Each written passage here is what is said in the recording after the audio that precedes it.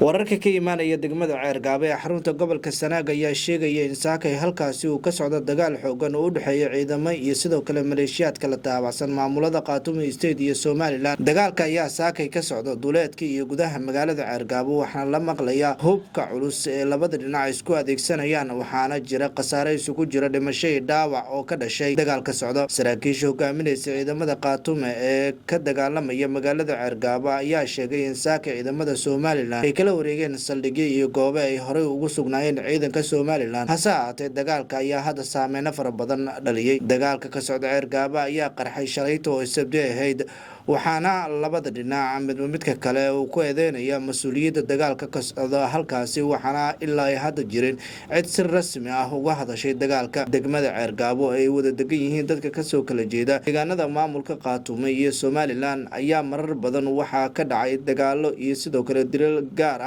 oo dhibaatooyin fara badan dhaliyay iyadoona ilaa hadda uu si dhab ah uga hadlin madaxweynaha maamulka Somaliland Cabdiraxmaan Ciro. Mas'uuliyiinta Somaliland ayaa hore waxay u sheegeen in dagaalka Somaliland iyo Khartoum xal waara laga gaari doono isla markaana dhibaatooyinka soo laabtay ee bulshada saameynta ku leh markasta aan loo baahnayn in indhaha laga eego sida uu hore u sheegay madaxweynaha maamulka Somaliland Cabdiraxmaan Ciro. Cabdiraxmaan Ciro ayaa hadda waxaa looga fadhiyaa sidii xal waara looga gaari lahaa iyadoona dadka ka soo jeeda Khartoum qaar ka mid ah golaha wasiirada cusub ee madaxweyne Cabdiraxmaan Ciro lagu soo daray.